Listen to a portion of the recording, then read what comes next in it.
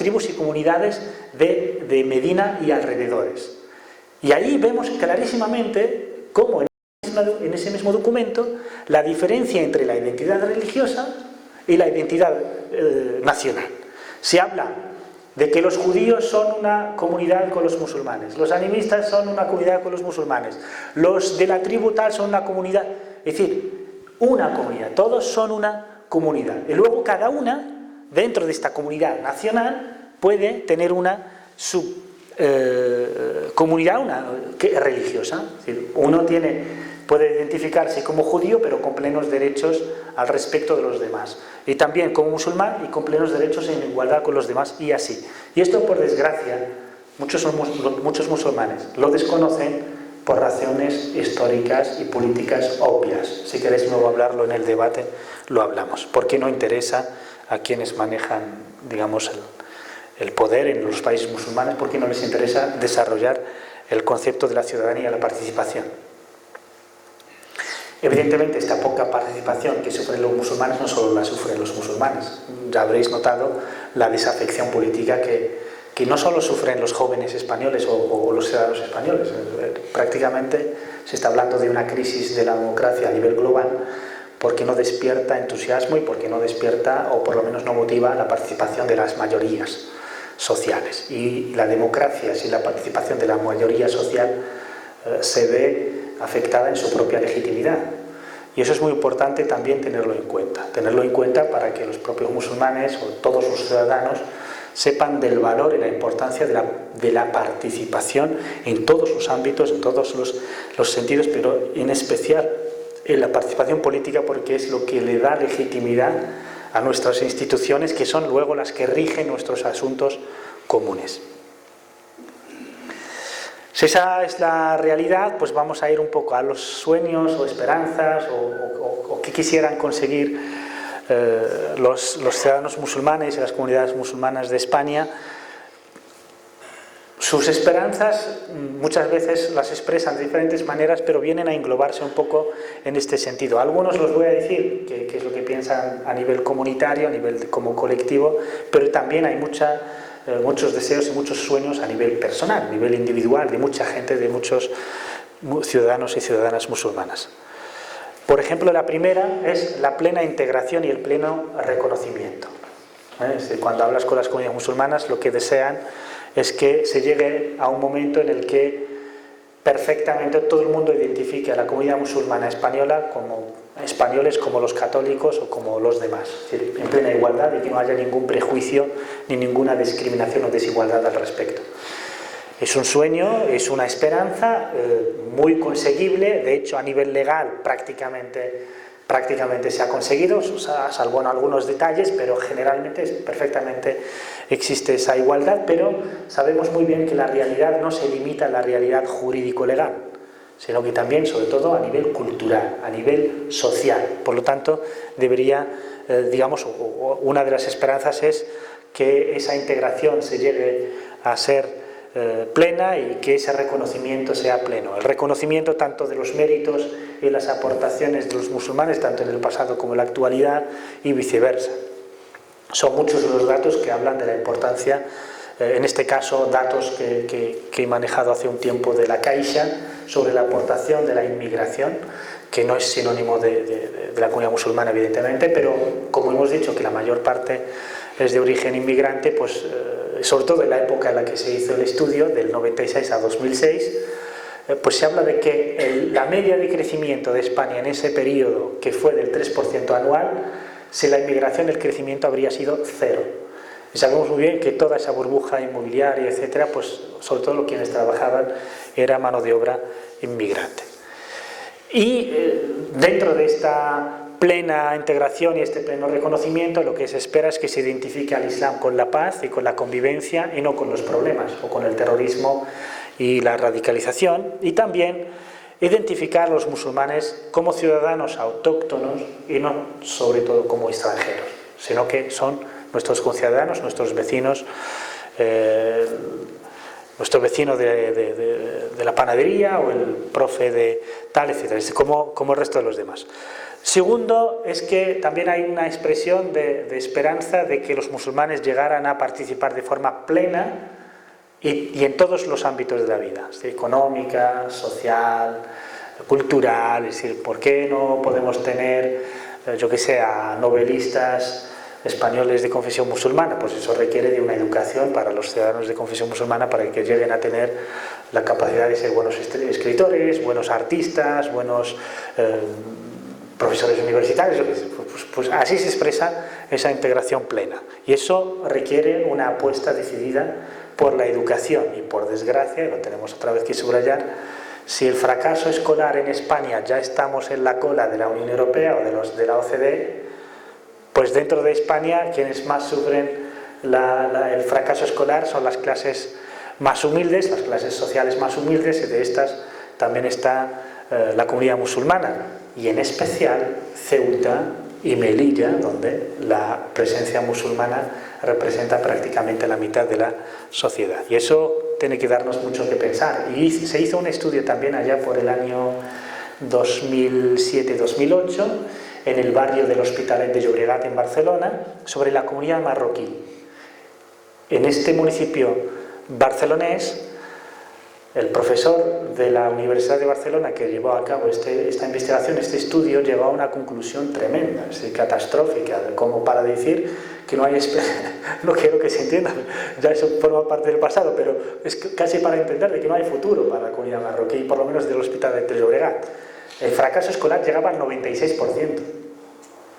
96%. ¿A dónde va un país con un 96% de fracaso escolar? A ninguna parte. Por lo tanto, es apostar, y muchas veces también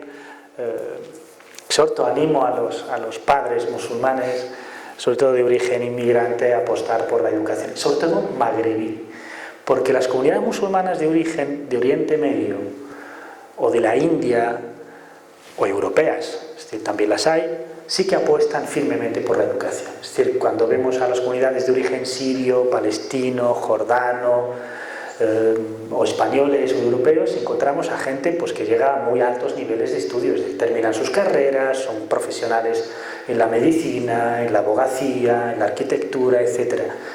Pero los magrebíes y los africanos en general, así que no hay una apuesta firme y se tienen otro tipo de prioridades que, si son lógicas en sus países de origen, en nuestro país y en nuestro continente, esas prioridades no caben, no tienen lugar.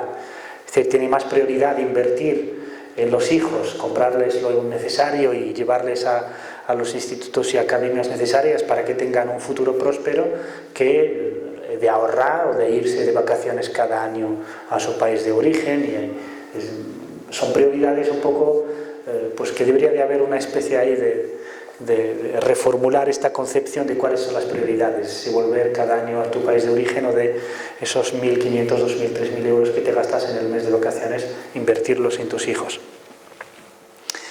También hay mucha esperanza, más a nivel individual, de muchas personas que he conocido, son sus ganas de conseguir un gran éxito profesional, social, laboral, comunitario, es decir, que sean personas reconocidas y con éxito en la sociedad, lo cual es un gran avance. Generalmente, sobre todo volviendo un poco al Magreb otra vez, casi nunca se piensa en el futuro. Es decir, bueno, el futuro, bueno, Dios dirá, ¿no? Pero no hay una planificación, no hay una preocupación por cómo quiero ser de aquí a 10 años, a 20 años, cómo quiero que sean mis hijos de aquí a 10, 20, 30 años. Es decir, no hay, esa preocupación no está ahí. Bueno, ya iremos viendo, según, y claro, vas por la ola de la vida y no consigues nada, porque como no tienes motivación, no tienes objetivos, pues no te esfuerzas por conseguirlos. Ese es un problema que existe y está ahí. Pero el que haya gente preocupada porque tengan éxito y que sus hijos tengan éxito, ese es un buen indicio de que las cosas pueden mejorar. Luego, evidentemente, está la esperanza de que nuestro país, de que España goce de paz y que la seguridad perdure por mucho tiempo, que esté lejos de los objetivos de los terroristas y de todos aquellos que quieren un mal para nuestro país, y también la de aportar y ayudar en la preservación de los valores que hacen de una sociedad libre, justa y solidaria.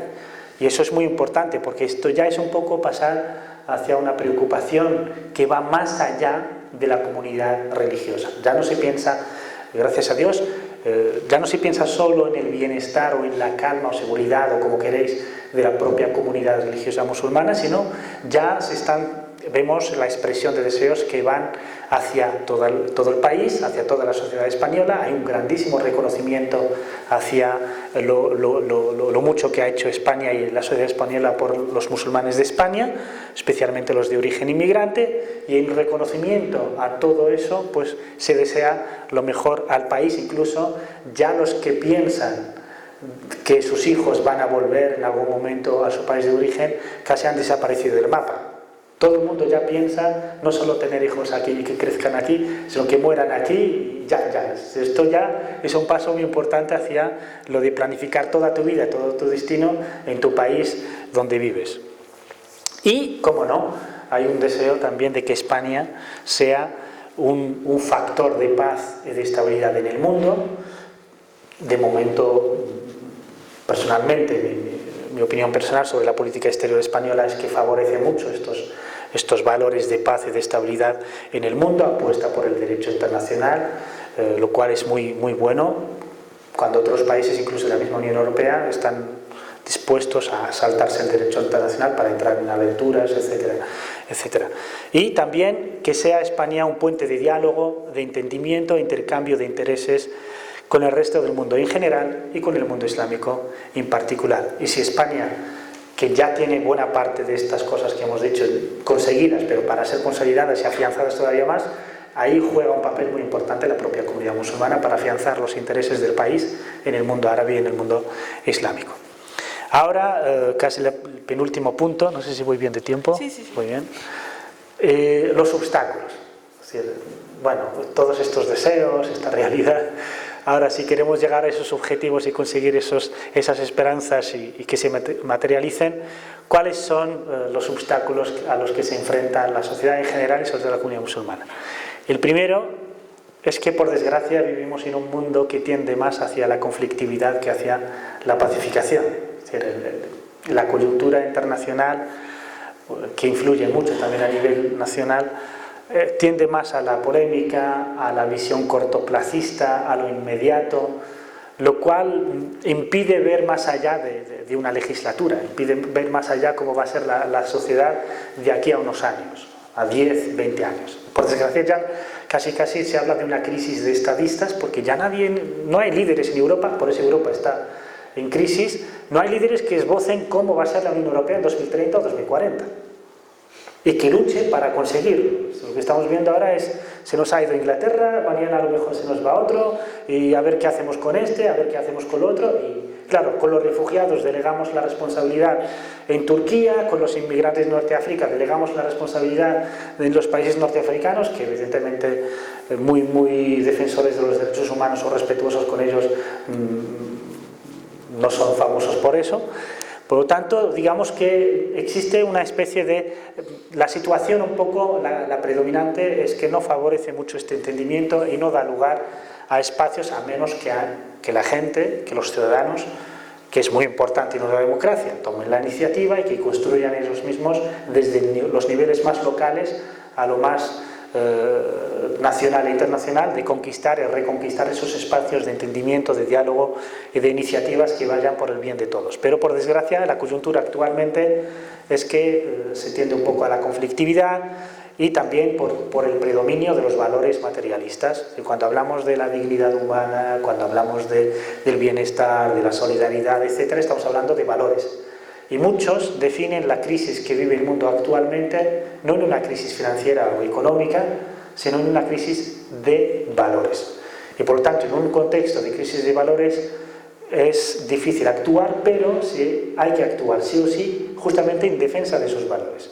Para cambiar esos valores cortoplacistas, lucrativos, hasta no poder más. Estamos hablando de políticas,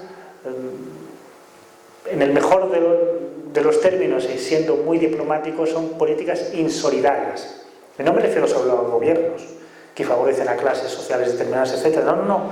Sobre todo a la economía que ya ha salido de las manos de los gobiernos y está en manos de las multinacionales, y las multinacionales, por ejemplo, que esté invirtiendo en España y que tiene ganancias, se gana mucho y está muy bien, pues mañana aparece un país que le da más ventajas para lucrarse más, pues lo deja todo aquí y se va a ese país.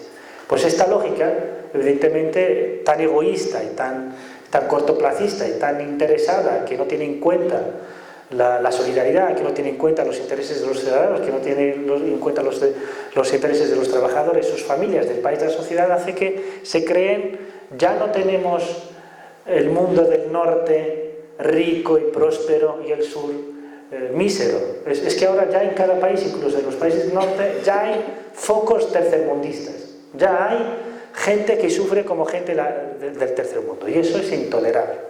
Y eso habría que, digamos, trabajar juntos todos, y lo digo porque esto como dice el mismo dicho del profeta Muhammad, la paz sea con él, estamos en el mismo barco. Así que decir que a mí no me importa, te vas a hundir igual. Por lo tanto, más te vale estar atento y participar también en que el barco llegue a buen puerto. También vivimos en un contexto, es uno de los obstáculos también, en donde la religión se utiliza como arma ideológica y arma arrojadiza, arma de guerra, tanto por los terroristas y también por los interesados en, entre comillas, en combatir a los terroristas, pero en realidad lo que quieren es discriminar y favoreciendo la islamofobia. Por lo tanto, la religión se ha convertido, muchos de los conflictos que hay en el mundo, incluso el de Irak, o el de Siria, o el de Centroáfrica, o el de Birmania, donde aparentemente los titulares nos dicen que musulmanes matan a cristianos, o en Centroáfrica cristianos matan a musulmanes, o en Birmania donde budistas matan a musulmanes, diferentes conflictos que se disfrazan de religiosos, en realidad muy poco tienen de religiosos. Hay un uso intencionado, pero subyace en realidad intereses económicos, intereses, en el caso de Birmania, pues de una dictadura militar para que no se le apriete hacia la apertura y hacia la democracia. Es decir, hay muchos intereses detrás, pero por desgracia, por intereses conocidos y fáciles de identificar, pues se prefiere dar a la opinión pública que son conflictos religiosos, en lugar de decir que detrás está tal o cual multinacional, tal o cual petrolera o tal o cual conglomerado económico. No se dice eso, porque a los gobiernos, por desgracia, pues tienen que sus empresas se lucren, ¿no? Y por desgracia es así. Por lo tanto, es uno de los obstáculos, y cuando evidentemente los titulares nos hablan de conflictos de tinte o de carácter religioso, eso influye u obstaculiza la convivencia a nivel local y a nivel nacional. Y esto se ve perfectamente a la hora de cuando una comunidad, sobre todo la musulmana y la evangélica, cuando quieren abrir un lugar de culto, no siempre, pero se dan muchos casos de que la gente se opone. Si los vecinos no queremos una mezquita aquí porque a lo mejor se nos sale un terrorista de aquí o nos hace volar o amenaza nuestras vidas. Pues ese es un efecto directo, un impacto inmediato de lo que dicen los medios de comunicación sobre la convivencia a nivel local. También la confusión, la desinformación, los prejuicios, la visión cortoplacista e interesada que he mencionado antes, y también